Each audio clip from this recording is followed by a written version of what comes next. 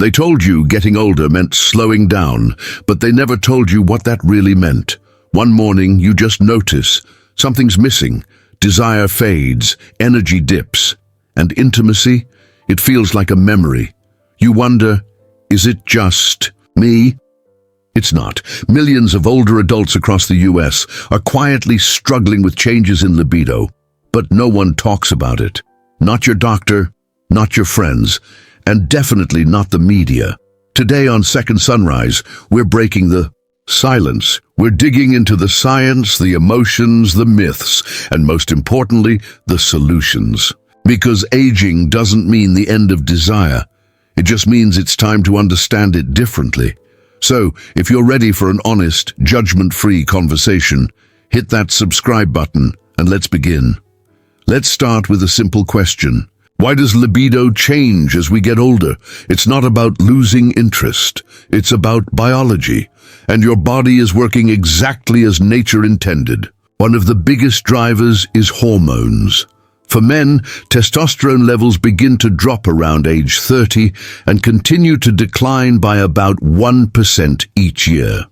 By the time you're in your 60s or 70s, those levels can be significantly lower, directly affecting sexual desire and performance. For women, estrogen takes a sharp dip during menopause, which can lead to vaginal dryness, discomfort during sex, and a natural decline in interest, not because the desire isn't there, but because the experience can become physically difficult. But hormones are just part of the story. Blood flow is another crucial factor. As we age, our arteries stiffen and narrow. This reduces circulation, including to areas of the body involved in sexual arousal. That's why maintaining vascular health is so essential, not just for your heart, but for your sex life. There are also changes happening in your brain. The dopamine system, which regulates reward and motivation, can slow down with age. That means the things that once excited or energized you, emotionally or physically, might not have the same effect anymore. And then there's energy. Let's be honest, life takes a toll. Between stress, sleep changes, medications, and chronic health issues, it's no wonder many seniors report a decrease in sexual activity or desire. But here's the truth most people don't hear. These changes are common, yes, but they're not always permanent. In many cases, they're reversible, manageable, or at least something you can adapt to with the right tools, mindset, and support. So now that we understand what's happening in the body, let's move into what's happening in the mind. And the myths that may be holding you back more than age ever could, now that we've covered what happens in the body. Let's talk about what happens in the mind. There's a myth that floats around quietly, but powerfully. It says, once you hit a certain age, intimacy just doesn't matter anymore. That couldn't be further from the truth. The idea that seniors no longer care about sex or closeness is not just wrong, it's damaging. It creates shame, silence, and unnecessary distance in relationships, and it leads many older adults to accept a lack of desire as their new normal, even when there are ways to change it. Let's look at the facts. According to the National Social Life, Health and Aging Project, more than half of adults over 65 report being interested in intimacy. Even more surprising? Many of them are still sexually active and want to stay that way. But desire doesn't always look like it used to. In your 20s or 30s, libido might have been driven by urgency or novelty. Later in life, it can shift toward connection, closeness, and emotional depth. That's not a decline, it's an evolution. One of the most powerful realizations is this: desire doesn't disappear, it adapts. It becomes more about quality than quantity. More about comfort, presence, and real connection than performance or perfection. Unfortunately, popular culture doesn't reflect this reality. TV, movies, and advertisements often erase older adults from romantic or intimate storylines. This invisibility sends a dangerous message that love, passion, and physical connection have an expiration date. But your story is yours to write.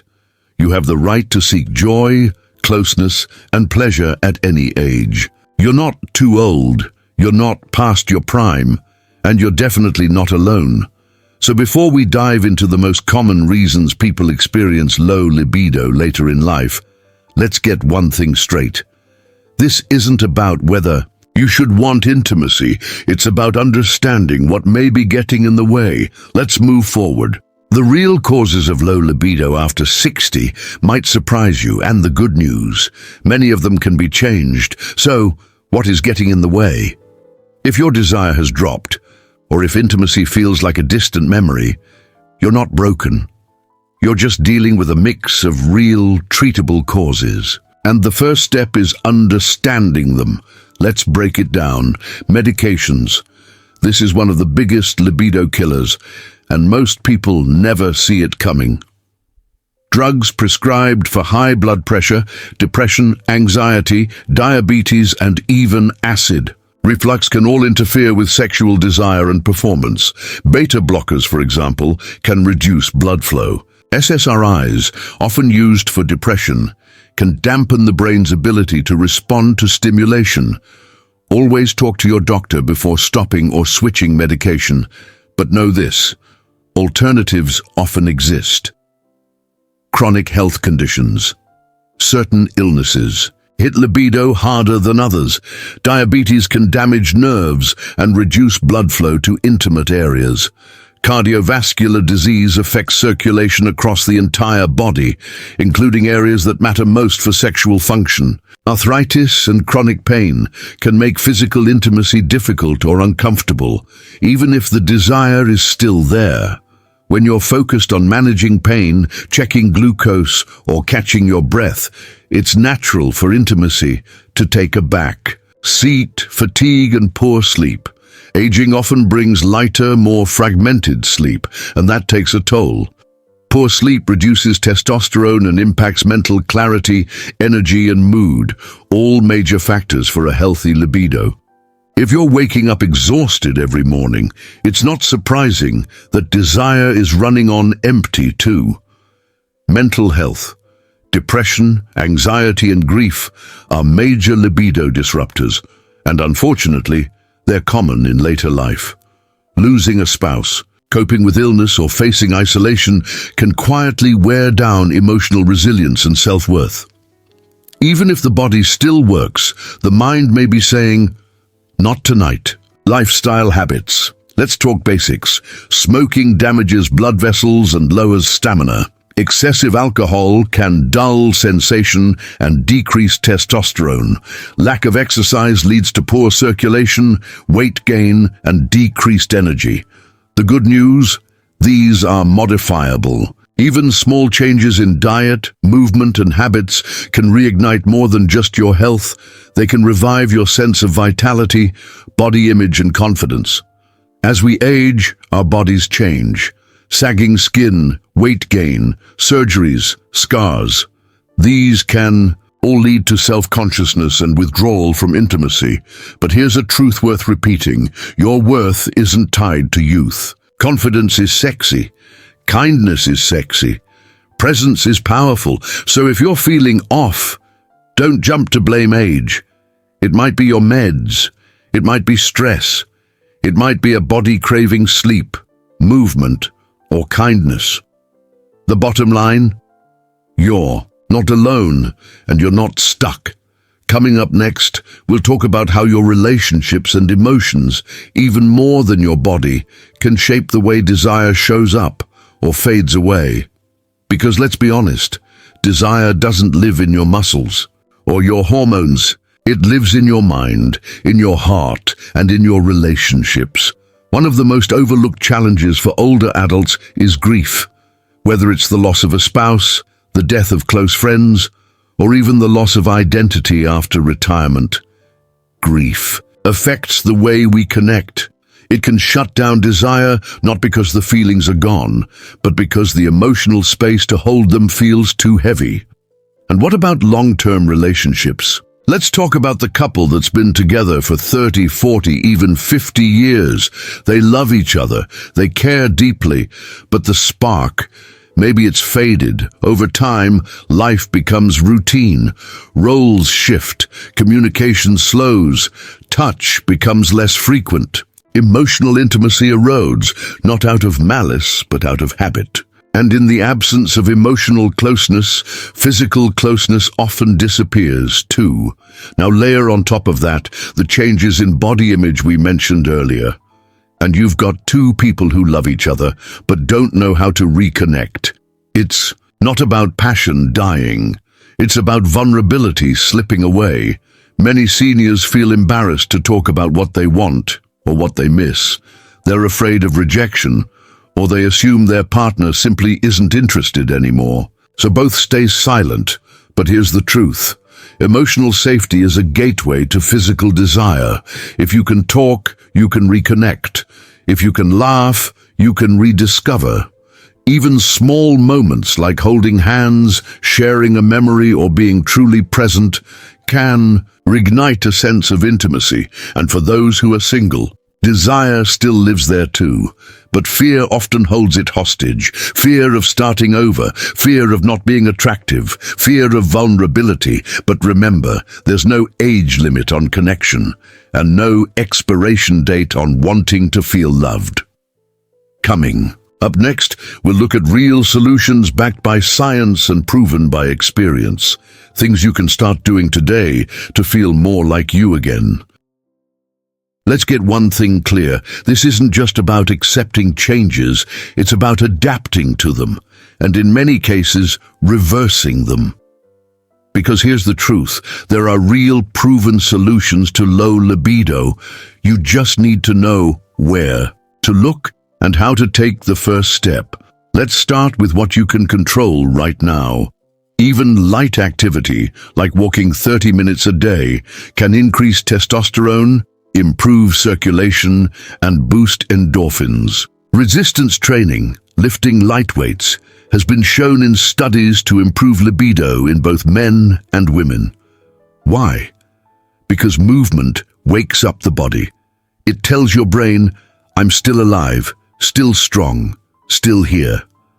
What you eat plays a huge role in your desire and performance. Focus on heart-healthy foods like salmon, walnuts, spinach, berries, and olive oil.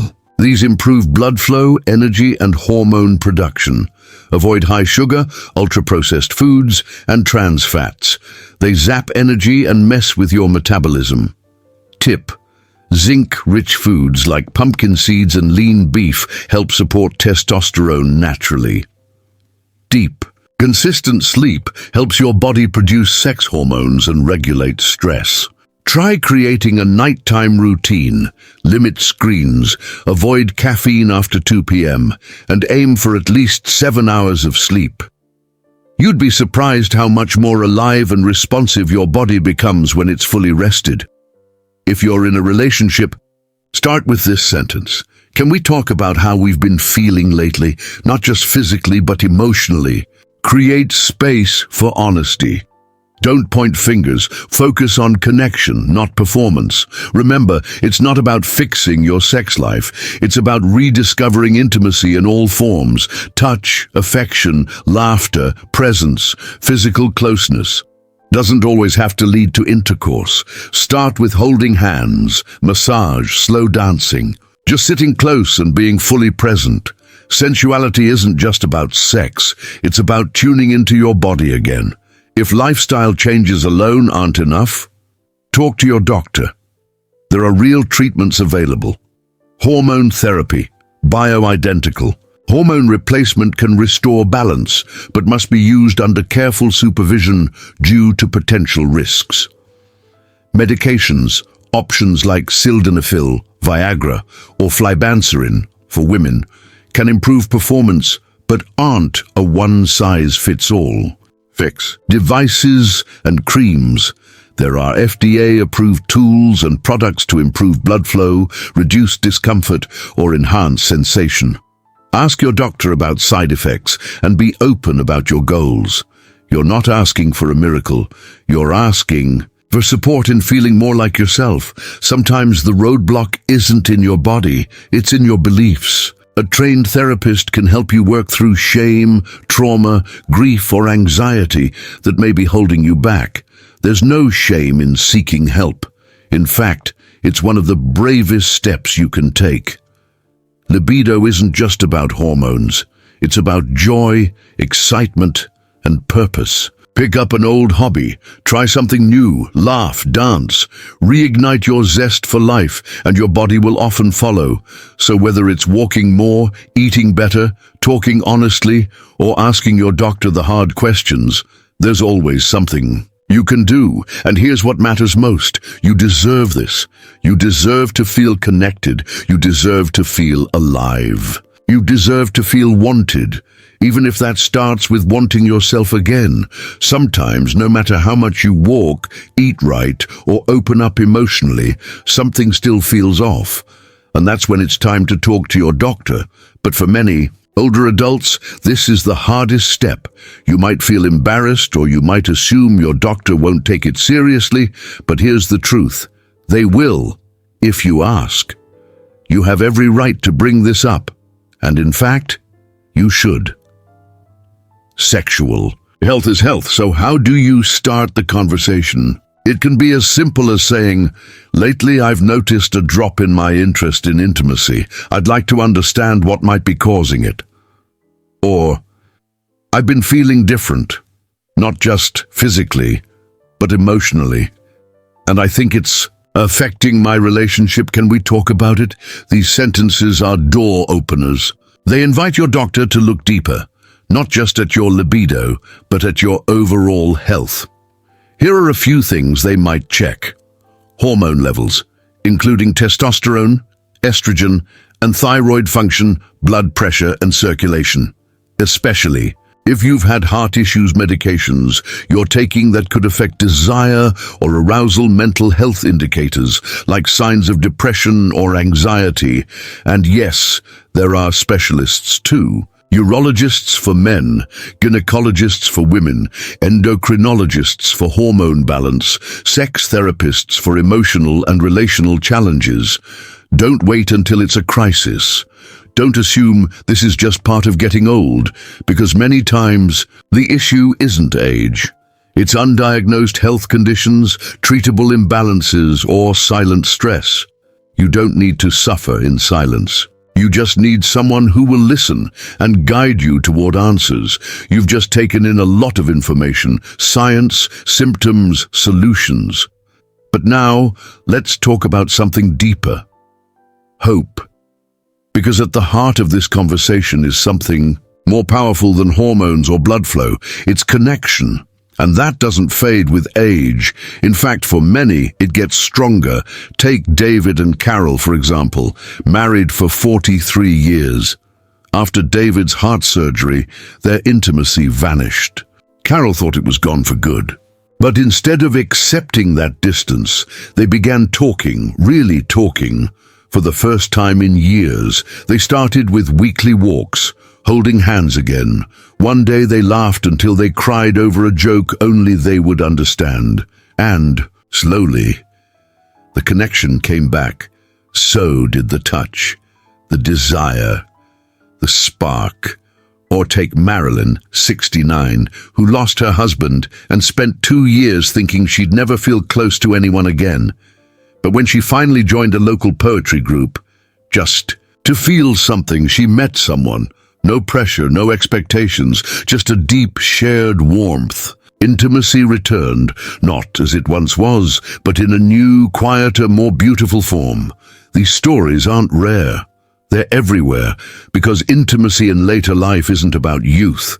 It's about presence, trust, openness.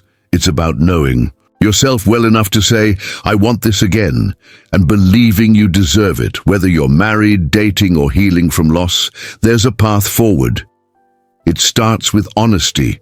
It grows with small gestures. And it thrives when you stop waiting for the perfect moment and simply start reaching out, because you're still here. And as long as you're here, you can still feel deeply, love fully, and connect completely. Aging doesn't mean fading away. It means becoming more aware, more honest, more connected to what truly matters. If your libido has changed, you're not alone. If your relationship feels different, you're not broken. And if you still long for closeness, that longing matters. You deserve to feel alive in your body. You deserve connection, desire, laughter, and love. So don't settle for silence. Take one step today. Talk to your partner, take a walk, speak to your doctor, or simply reflect on what you truly want. Drop a comment and let us know what resonated with you. Hit like if this helped. Share it with someone you care about. And most importantly, subscribe to Second Sunrise for more honest, empowering content for vibrant living. After 60,